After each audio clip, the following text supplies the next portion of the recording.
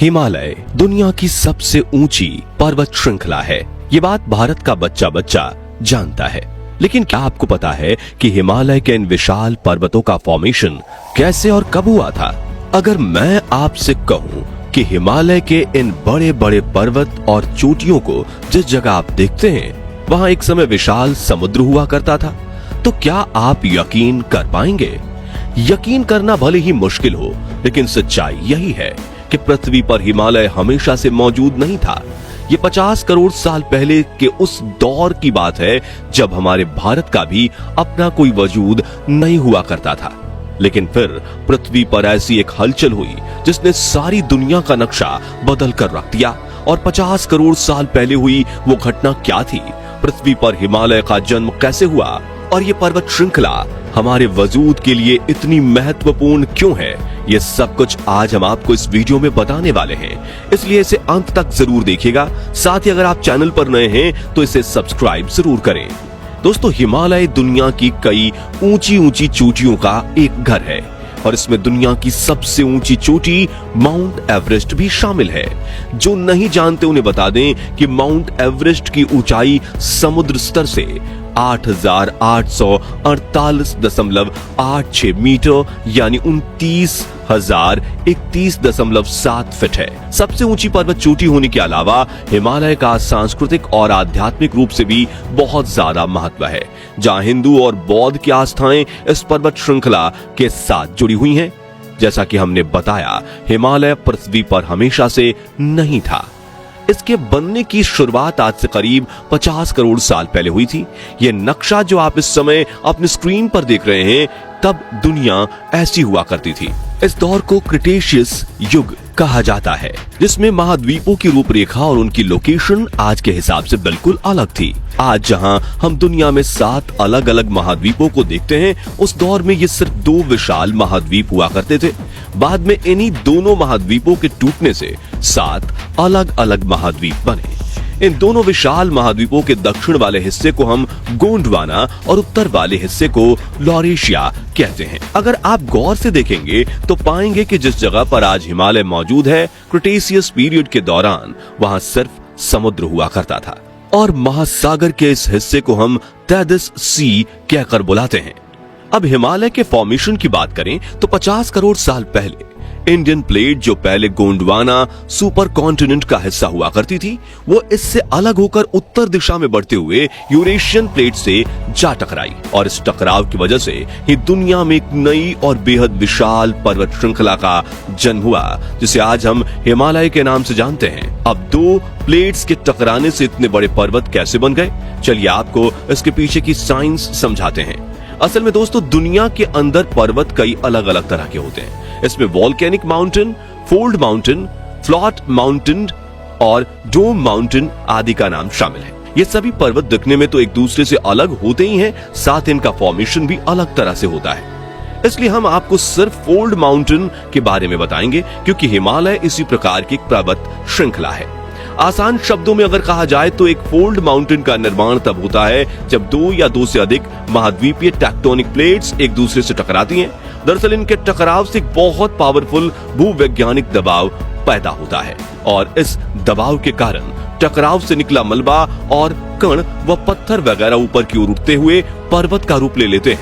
इस तरह दुनिया में फोल्ड माउंटेन का निर्माण होता है, जिसके बनने की प्रक्रिया को भूवैज्ञानिक भाषा में ऑरोगेनी कहा जाता है।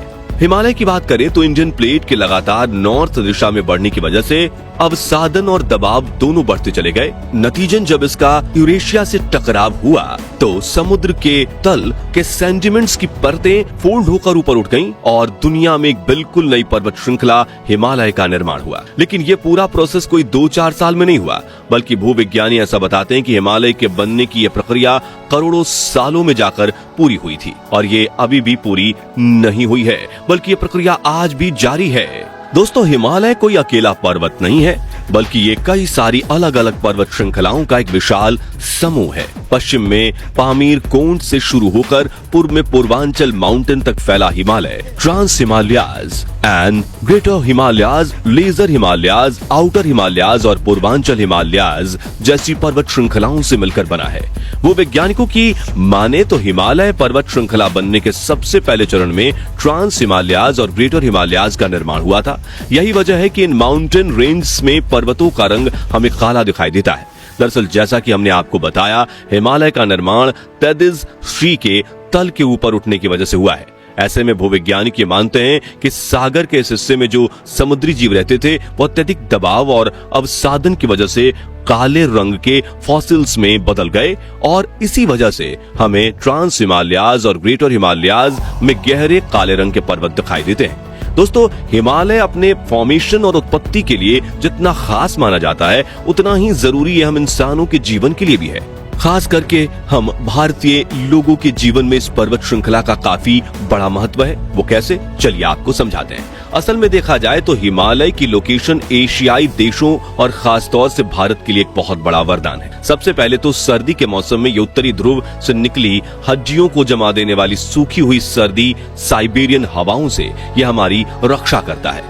यह इन ठंडी हवाओं को काफी हद तक ब्लॉक कर देता है, जिससे इंडियन सबकॉन्टिनेंट का क्लाइमेट गर्म और हमेशा कंट्रोल में रहता है। इसके अलावा गर्मी के दौरान भारत में मानसून का आना भी हिमालय पर ही निर्भर करता है। दरअसल गर्मी के मौसम में इंडियन सबकॉन्टिनेंट काफी ज्यादा तप जाता है, जिससे एक लो प्रेशर एरिया बनता है। ये लो प्रेशर हिंद महासागर में नम हवाओं को अपनी तरफ खींचता है और ऐसे में अगर हिमालय ना हो तो ये नम हवाएं भारत को पार करते हुए चीन की तरफ निकल जाएं।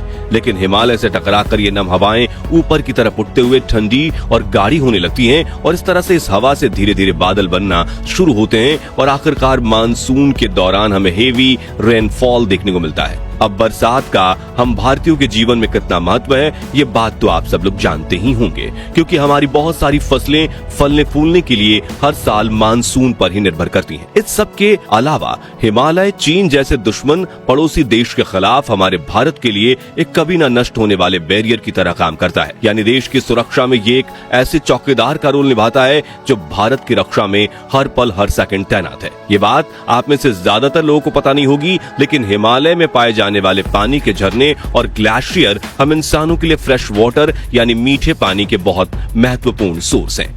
लेकिन ये बड़े दुख की बात है कि आने वाले कुछ दशकों में ये ग्लेशियर 75% तक पिघल चुके होंगे। दरअसल हाल ही में पब्लिश हुई एक रिपोर्ट के अनुसार क्लाइमेट चेंज होने के कारण हिमालय के ग्लेशियर बहुत तेजी से पिघल रहे हैं। अगर इन ग्लेशियर्स को पिघलने से रोका नहीं गया तो इससे यहाँ आसपास के इलाकों में ऐसी भयंकर तबाही होगी जिसे रोक पाना इंसानों के बस में नहीं होगा। और इस तबाही के कई नमूने हम पिछले कुछ सालों में देख चुके हैं, जहां बाढ़ और भूस्खलन जैसी आपदाओं ने लोगों के जीवन को अस्त व्यस्त करने का काम किया।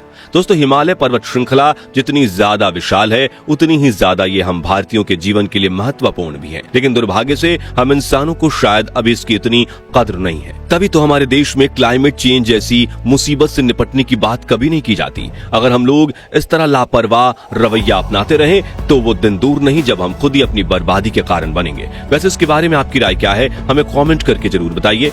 बाकी हमारी आज की इस वीडियो में बस इतना ही था। वीडियो अच्छी लगी हो तो इसे लाइक और शेयर जरूर करना, और अगर आप हमारे फेसबुक पेज पर नए हैं तो पेज को फॉलो भी जरूर करें। मिलते हैं जल्दी एक ऐसी ही और इंटरेस्टिंग वीडियो में, तब तक के लिए गुड बाय, जय हिंद।